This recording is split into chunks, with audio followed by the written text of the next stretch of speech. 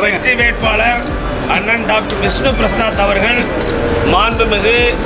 இந்திய கூட்டணியுடைய தலைவராக இருக்கக்கூடிய மாண்புமிகு தமிழ்நாடு முதலமைச்சர் அவர்களின் உத்தரவின் அடிப்படையில் நாளைய தினம் நம்முடைய கடலூர் கிழக்கு மாவட்ட செயலாளர் அண்ணன் MRK பன்னீர்செல்வம் உழவர் மற்றும் மேலாண்மைத்துறை அமைச்சர் தலைமையில் நானும் கலந்து கொண்டு நம்முடைய அனைவர் கடலூர் மேற்கு மாவட்டத்தில் உள்ள அனைத்து கட்சிகளுடைய மாவட்ட செயலாளர்கள், வட்ட செயலாளர்கள், நகர செயலாளர்கள், ஒன்றிய செயலாளர்கள், பேரூர் செயலாளர்கள், கிளைக்கழக செயலாளர் அத்துறை பேரும் நாளை 1:30 மணியிலிருந்து 3 மணிக்குள்ளாக மனு தாக்கல் செய்ய இருக்கிறார் என்பதை மகிழ்ச்சியோடு உங்களுக்கு தெரிவித்துள்ளேன்.